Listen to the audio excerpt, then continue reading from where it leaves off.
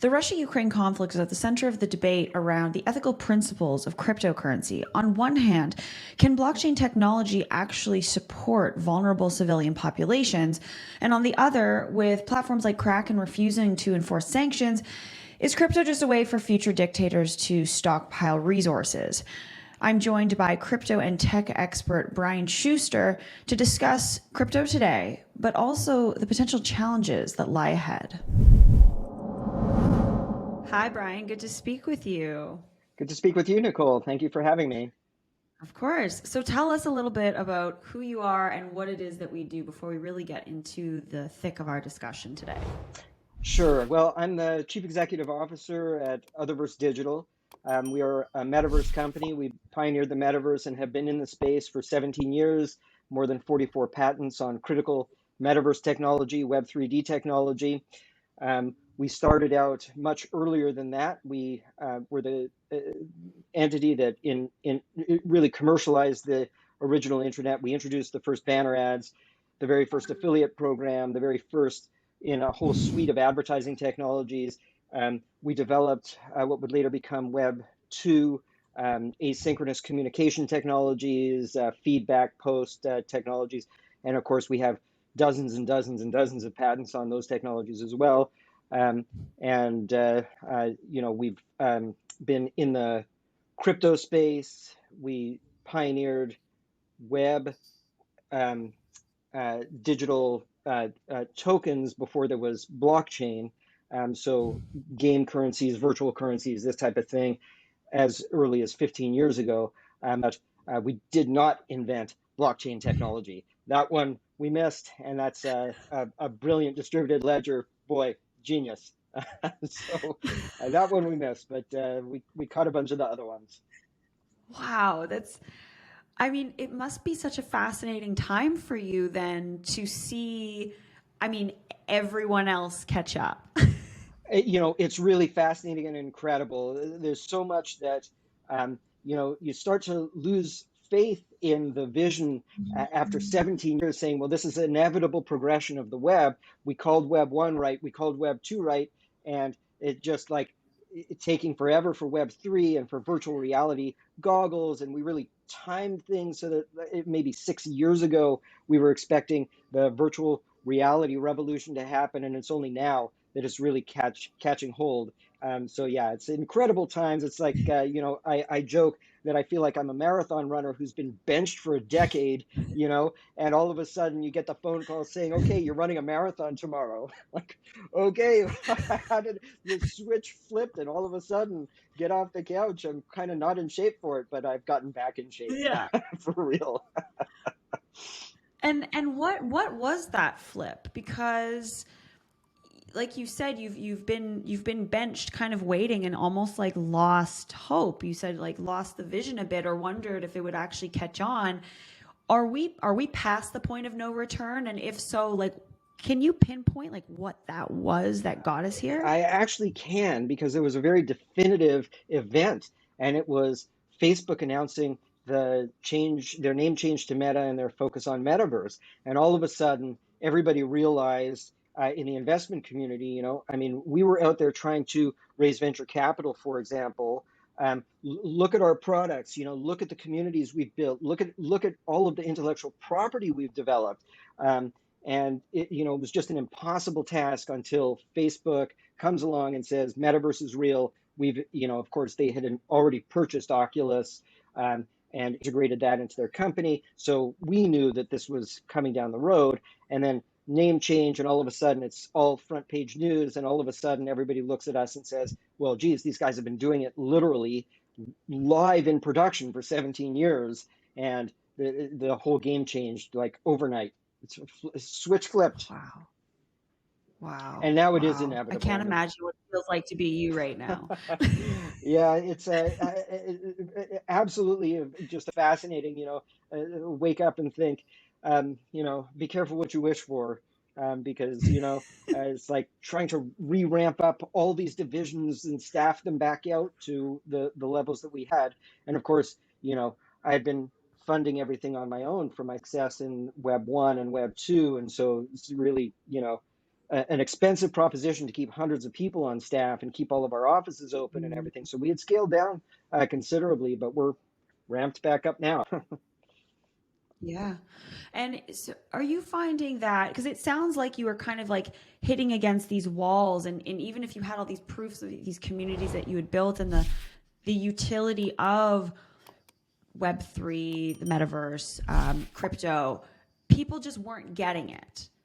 Are you finding that the language around these things are starting to be a little bit more understood? I'm seeing a lot of, and I write a lot of them as well, but how to this and what is this, and very simplistic breakdowns of certain things. So obviously, uh, widespread adoption requires somewhat of an understanding of what it is that was happening here. It's very true, and I do find that there's huge misunderstanding about what metaverse really means and what just from the standpoint, for example, that people will say, "Oh, we're holding an event in the metaverse," or "We purchased land in the metaverse," and there's kind of an assumption, an underlying assumption there that is just wrong, which is that the metaverse is analogous to the web. And I bought a website. I have pages on a website. The reality is that's our vision of the metaverse. That's what we've been trying to and really laying the underpinnings, the foundational architecture for all of this time, which is a fully interoperable. I should step back and say, the concept of metaverse from our position, we come from this from the people that commercialized the web and really brought us this commercially successful internet. It existed for a long time before we came along, but it was just governments, it was just educational institutions. We came along, put together the first commercial packages, started selling advertising for the first time, and the web went from lingering in the weeds for decades to all of a sudden 18 months everybody was online. We were generating tens of millions of dollars a month, spending paying webmasters to have commercial websites, and this explodes the internet almost overnight, really in an 18-month time frame. The metaverse, it reminds me of the web before web browsers, where you had these verticals like Usenet, news groups, you had Gopher, FTP things, email, all separate little silos. And then a web Mm-hmm. browser comes along, and all of a sudden you have a web, and easily accessible through a single portal. You can jump from one site to another and experience all of this content. The metaverse is not there. The metaverse, you say you're holding an event in the metaverse. This means somebody's downloading an app, and it's like you're playing a game. You can't jump from there. You can't jump from Sandbox to Decentraland. You can't, none of these things are interoperable. So when you buy land in the metaverse, you're really throwing money away, buying, a speculative thing that nobody's ever going to be able to visit. Our concept of metaverse, we're building the Aeon browser. It's a next generation, so Web 3.d browser. And with the Aeon browser, you Mm-hmm. can connect to any of these metaverses that are built that are interoperable with our tool set, with the Utherverse tool set. And so, in this way, there's a true metaverse where users are able to do things in virtual reality or on a computer screen or with a mobile phone or a tablet, right? All these different types of devices, these different screen concepts, all interoperable. And if you've got land in this metaverse, that land could be a convention center, and you can host a convention. And I'll go through like a couple of use cases like that, where you see verticals that just can't be disrupted by the flat web, the Web 2 internet. You can't have a convention Mm-hmm. online on a flat web. But if you take the best of video games and the best of the internet, create a hybrid, all of a sudden you can have a massive trade show floor. It has all of the advantages of being in a digital space where I can exchange materials, and they just automatically, there's no business cards exchange. You automatically have the contacts and the information, and it's all archived. You can even record your conversations. You can attend speaking events. You're sitting next to people, so you can have little chats, and your group can be together. You don't need to build multi-million-dollar trade show booths that cost carbon and labor and are expensive.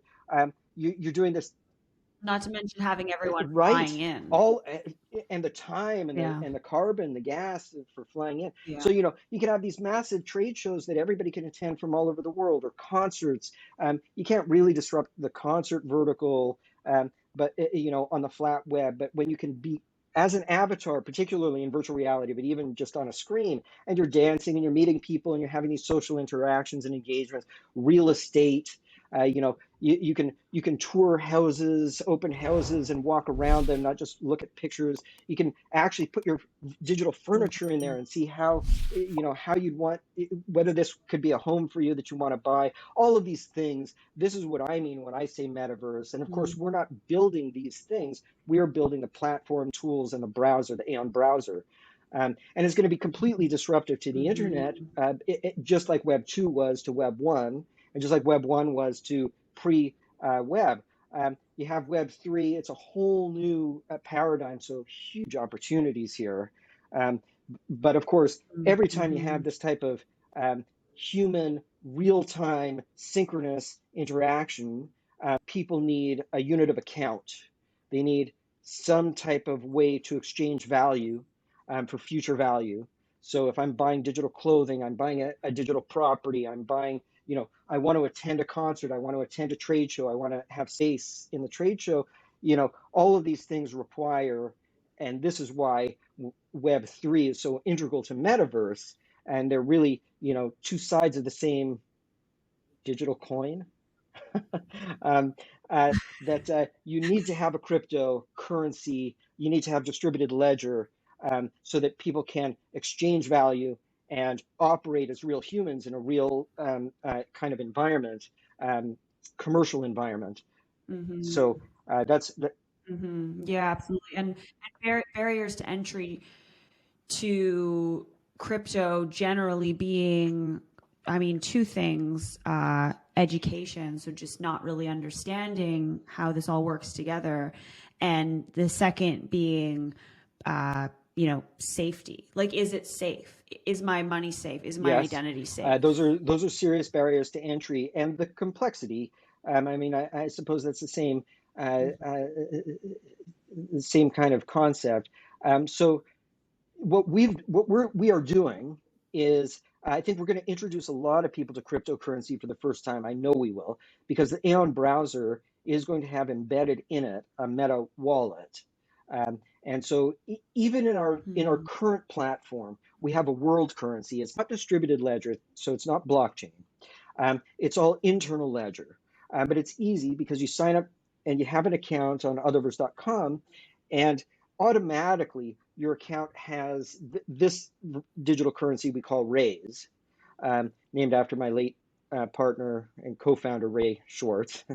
Um, and with Raise, it's, of course, it's super easy. You automatically have an account, and you can just transfer it with a password, a PIN code. You can transact with the system. You can transact with other users. We're going to do the same thing with cryptocurrency and a meta wallet. Once you've gone through a know your client, so we need to know who our customers are and authenticate them. But then you'll have access to your wallet, and it will be seamless for you interacting in the metaverse. Now, of course, you can make it more advanced. You can start to add additional cryptocurrencies, Bitcoin and Ethereum, and we expect you to be able to use the Mm-hmm. Meta wallet to be able to do these things and hold these currencies. But it should really reduce the Mm-hmm. learning curve. Of course, everybody will start out using our Yeah. other coin, and the system will deposit that. It's play to earn. So you earn micro amounts of our crypto, Yeah, right? by being involved. Um, I'm sure you flag, a question like this often, perhaps not in your own social circles, but when you venture out into the world of those who might not fully understand this fear. And maybe this is just human nature that we always think worst case scenario, but this very dystopian future fear of our physical human bodies floating around in a tank of goo and missing out on that very necessary component of connection, which is the in real life human interactions. I think a concern perhaps exacerbated by the isolation of COVID-19. What do you say in response to something or someone who has I that say that particular that fear is fear? very legitimate, and I also have that same fear. However, there's really a couple of ways to look at this. The first one is um, our devices already do this to us, and they do it in a very um, despicable way, um, because it's not as apparent, and we've all become addicted to these devices, and so we are socially isolated even when we're out and interacting with people. I mean, even during this interview, my phone is going and I'm compelled to look at it. So we have these the social media, which really causes a lot of harm. It algorithmically addicts us, and it separates us from having true interactions with people, where it's much easier to have short, nasty little exchanges, and to come off as our worst selves, with a true lifelike representation as an avatar. What I'm trying to do is jujitsu technology to bring us back to our human roots, our real human nature, and to say we're going to be looking each other in the eyes. We're actually not having, I'm not bragging to everybody that I can get to follow me about, this thing I bought or this place that I went, and pretending that my life is spectacular and having everybody else feel jealous, and then I'm feeling jealous when I see all of these posts, sort of the best of everybody's life, and thinking everybody is always living these great lives. Instead, Mm, we're building community where you have real friends. They're from all over the world. You're learning what it means to be human in other parts of the world, in other cultures and natures, and lifting each other up. So there to support, there to engage. In our legacy platform, we've had almost 6,000 weddings. So people that meet as avatars, mhm, some of them, I get emails that they are disabled. So, for example, a paraplegic who says to me, I never thought I'd be able to experience life again, and instead here I am getting married and dancing as an avatar. So there's a lot of value mhm, that can come from bringing us back to true interaction, true friendships, where we can support one another, where we can give hugs. You can't give a hug on Twitter, but as an avatar, you can, and you can be surrounded by friends. And I'm not saying that this is the ideal solution. The ideal solution really is, let's all agree, 50% of the days that we won't use any technology. And we'll go out and but especially with COVID, we found we just can't be together with people at this level that we were back before the internet.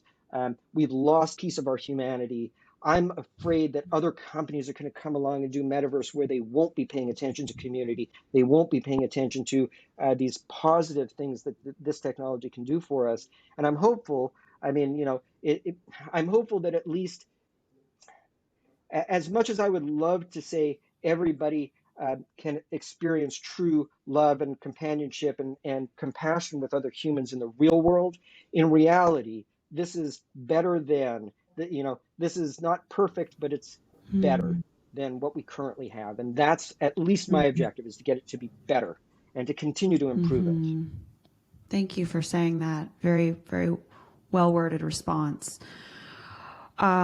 Just to Yeah. switch gears here for a second, in the Yeah. learning of crypto, in understanding how it might work, and that with this crossover of some very human things, it seems, which is this propensity for conflict because it keeps coming up.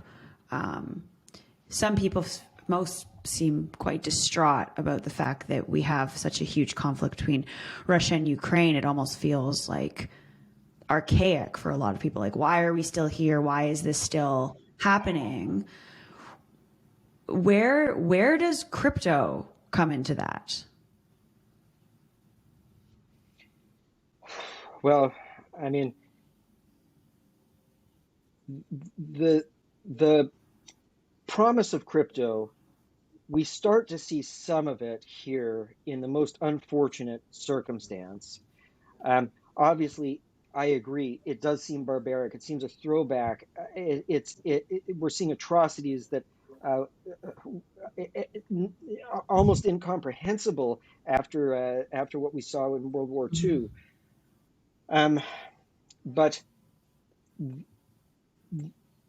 notwithstanding the circumstance, which is diabolical, um, the use case for cryptocurrency, we can start to see how this has some value. Um, in conditions where it's really impossible to go about business as usual, to go around and to be able to even get money out of an ATM. Mhm. I mean, bombs have dropped. There is no money distribution around the country. Um, Instead of reverting to barter, and instead of reverting to even worse, where your money has been tied up in a bank, it's gone, you don't have anything to barter, and you need food. um, those who have access to cryptocurrency are still able to receive support from outside their locale. So, without the need for intermediary banks, without the need for banking or cash at all, people in the West, for example, can transfer cryptocurrency to victims in Ukraine.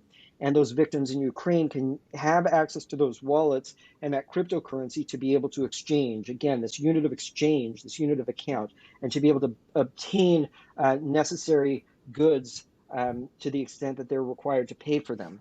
Um, at the same time, we see the flip side, which is the challenge that we face in a totally, let's say, unregulated financial circumstance where those potentially criminal elements Mhm. in the Russian oligarchy and high ups in Russia can move physical assets. They can exchange those for cryptocurrency, and Mhm. there's a huge. I mean, it's a very complicated issue. Um, it's true that one thing that cryptocurrency does is it makes these transfers traceable for all time. Yeah. What a distributed ledger really means is that this is a publicly accessible record of every movement of token for the lifetime since the token originated and forever. So it is possible to diagnostically track um, the movement of crypto, but it's also relatively easy, particularly at this point in time, to hide assets and to protect assets in a wallet that can't be seized. Right. Um, so there are a lot of flavors and a lot of perspectives on cryptocurrency Mm. as it pertains to both sides of this conflict. I'm curious too, then, to get your take on some of the ethical principles around cryptocurrency, especially when you have platforms, I believe it was Kraken and MetaMask, that actually shut down Russian accounts. That seems counterintuitive to some of the things that you're talking about.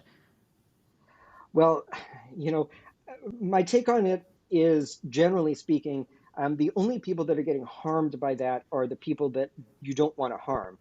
Anybody who's really savvy with cryptocurrency isn't leaving their cryptocurrency in an account that can be shut down. An oligarch isn't parking $2 billion of Bitcoin on Kraken. They're taking it to a hardware wallet, and it's unseizable. Mm-hmm. There's no way it can be seized. So it's really for optics that any of these exchanges would say, well, we're shutting down Russian accounts.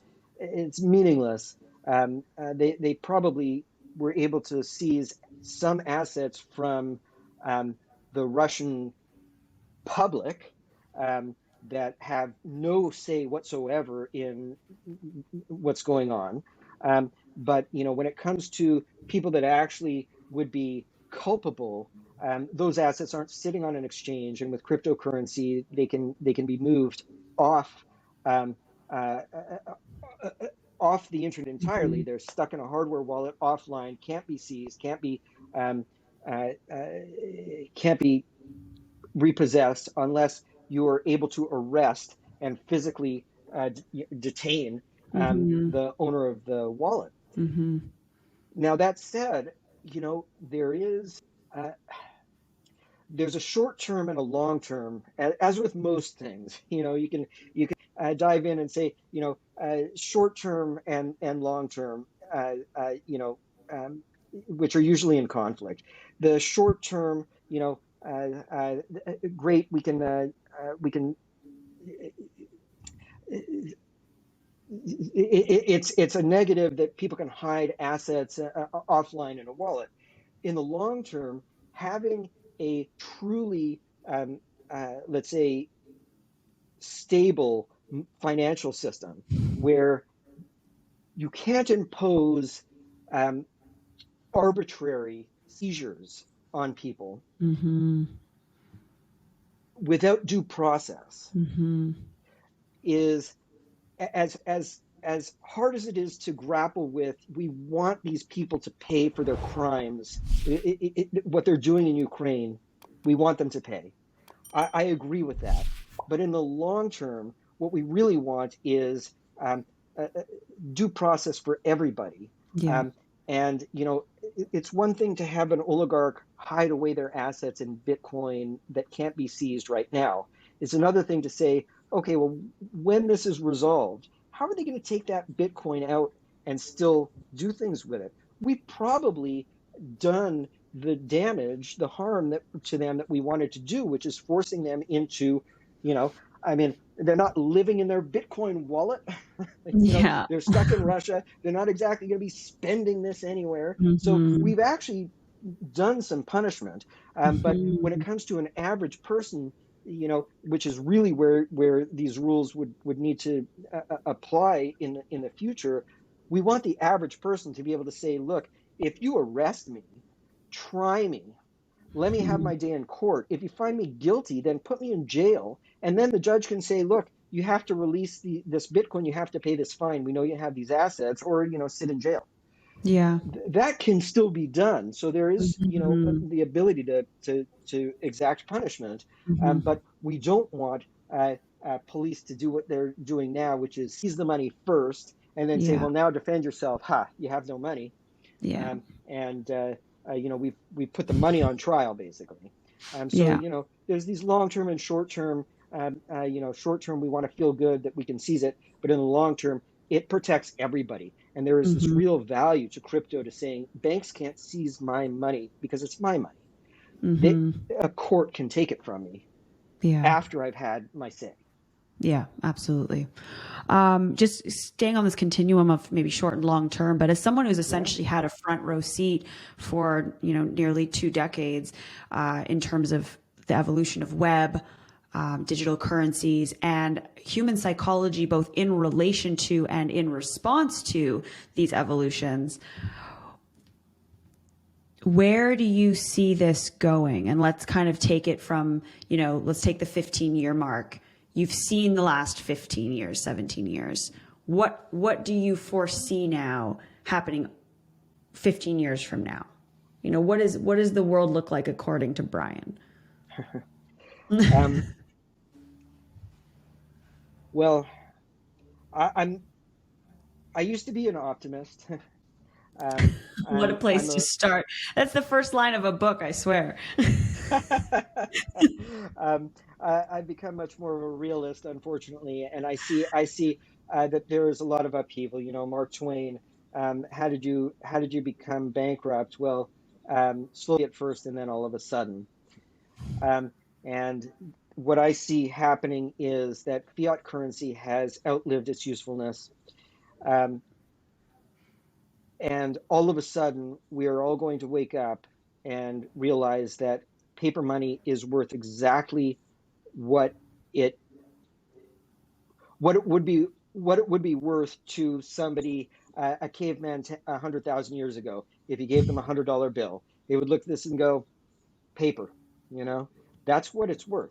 It has no backing, and it can be printed to infinity. The problem that we're running into now with inflation, I won't necessarily go into a whole thing on this, but I could.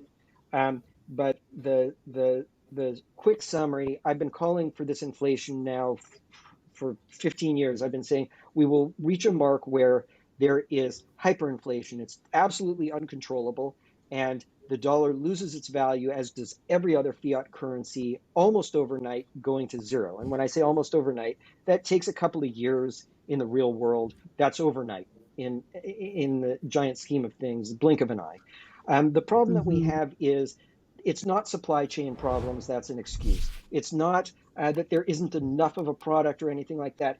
If you actually look at all of the economics of what's really happening is that central banks have printed essentially an infinite amount of money, um, and inflation always follows money printing. Always, always. It's always about money printing. Every time there's inflation, there is by definition a supply chain problem. Of course, there's a supply chain problem. You can't get enough goods because look at what's happening. You have stocks up until today and yesterday, where, and housing prices, they are ATM machines. You have these wealthy people that have so much money. What I hear all the time now, fuck you money. I can spend any amount of money. It doesn't hit my balance sheet. I mean, not me personally, but other people. And that money trickles down through the economy. I wrote an article about it. I said, is OnlyFans breaking the US economy? You have wealthy people with tens of billions of dollars for them to pay on OnlyFans and on Twitch TV. They're putting this money out into the economy in such huge, vast amounts that nobody wants to work in the actual physical world, meaning there's nobody to Mm-hmm. drive the trucks, there's nobody to build new trains, there's nobody to fly the planes and the ships and Mm-hmm. dig new wells for oil. At the end of the day, this causes supply chain breakdown because there's too much money that's been printed. And so I said I wouldn't go into a whole thing about it, but let's say money printing equals inflation, and you can pick whatever boogeyman you want. You could say, oh, it's the Russia conflict and the oil. It doesn't matter. These prices are going up, and the only way to stop it, of course, is to what the Fed is saying they're going to do, which is raise interest rates to 8%, 10%, take all of this money out of the economy. And what's going to happen then is the stock market is going to crash, the housing market is going to crash, the real economy is going to crash, and the Fed is going to turn around and they're going to say, okay, now we need to cut rates and print money again, and that will be the last pivot they ever make. They're going to need to print so much money. What they printed in the last 10 years, over $10 trillion, and globally much more than that. We're going to be printing an order of magnitude more over a very short time frame, couple of years. The value of the dollars that you hold, it's going to go way up right now. I love holding dollars right now. A few months Mm-hmm. from now, I'm going to turn around and put all those dollars back into cryptocurrency, because that's Yeah. the only thing that will be worth holding. Mm-hmm. Bitcoin principally, and my coin, of course. Um, in my opinion, I'll be holding my coin, I should say. Um, and uh, then um, the the amount of money printing is going to cause inflation to go through the roof. The Fed and the other central banks will have no options. There's no place left to turn. What they're going to do is they're going to send money to everybody saying, we know that it's costing you $25 a gallon for gas. We're going to send you a stipend of $5,000 a month so you can pay for that. Well, then gas will go to $50 a gallon. They'll say, well, now we're sending you $10,000 a month. This is hyperinflation, right? Mm-hmm. You send people money so they can Yeah. buy the goods. That raises the price of goods because you don't print gas, you're printing money. So the same amount of gas, Mm-hmm. more dollars chasing the same amount of goods, hyperinflation, dollars become worthless, and that's going to happen in the blink of an eye. So I mean, Yeah. it's hard to play it in the short term, the ups and downs of markets, but in the long term, this is visible for anybody who can really do the analysis. And that's where I see Mm-hmm. cryptocurrency. That's where I see everything moving digital. So, over the next 15 years, in order to sustain a lifestyle, even, everybody's going to want to go online. Um, in a headset, you'll be able to attend Harvard University for $5 a quarter, because instead of having limited geography, you're going to have 50 million people attending these classes, and economies of Yeah. scale. If you love clothes and shoes, your avatar can dress for pennies, you can go shopping and satisfy those needs that we have, for, all Mhm. for entertainment and education and interaction, and travel. I mean, we're building. We're in discussions right now about building all of these resorts from this resort company. Um, uh, and remarkably, you can experience them really well in a VR headset. Mhm. I mean, the VR headset's a little bit bulky, but they're going Yeah, to that get needs to better and change at better. some And point. when you're sitting on the beach, yeah, what's that? The VR headset needs to change at some point. Yes, it really needs to improve, and it will with economies of scale, of course. Mhm. We've got some patents on technology that we call adaptics, which also really helps with tactile, being able to physically touch things Mm, and mm. experience them. But you're at a beach resort with your loved ones, and the sun is shining, and you see this in a VR headset. In 2 minutes you forget that you're actually at home. I Mm. mean, it's very hypnotic. It really, human physiology and our brain chemistry, we're very susceptible to um, these visual and auditory experiences. And so, you can have vacation. I mean, this is where the future really, the dystopian future of, everybody's impoverished, and the physical world is falling apart. That doesn't need to happen if we can migrate to digital world where your carbon footprint is essentially zero, and Mm. yet you're still having all of these experiences. And even if you're living in a tiny, 100 square foot cubicle, in your mind, and what you're seeing and hearing is you're in your mansion. You're going through your wardrobe, and there's so many huge advantages to that, of course. Um, you being able to present your best self. So I have some optimism, but I have a lot of there's going to be a lot of disruption that we've got to get through. And honestly, my pessimism is, um, with economic disruption usually comes armed conflict. And with what we're seeing in Russia and Ukraine, and food crises coming down the pipeline, and the economic crisis that I'm foreseeing unfolding over the next couple of years, I just hope, though I don't have faith, that we have a political leadership that is going to be able to step up to the task at hand, because it's going to be very dangerous times, very challenging times to navigate. And I'm hoping that at least I can provide a relief valve, as our technology comes online, that's going to help people, mentally and otherwise, to persevere through these Mm. trying times ahead. Thank you, Brian. That was fantastic. Hey everyone, thanks for watching. And if you like this video, wait until you see what we have next. Some of the best thought leaders in the verticals that we cover, from cannabis and psychedelics to cryptos and NFTs and sports wagering. So if you want to learn more, make sure to click on that bell for all notifications, and don't forget to subscribe to our channel. Thanks for watching.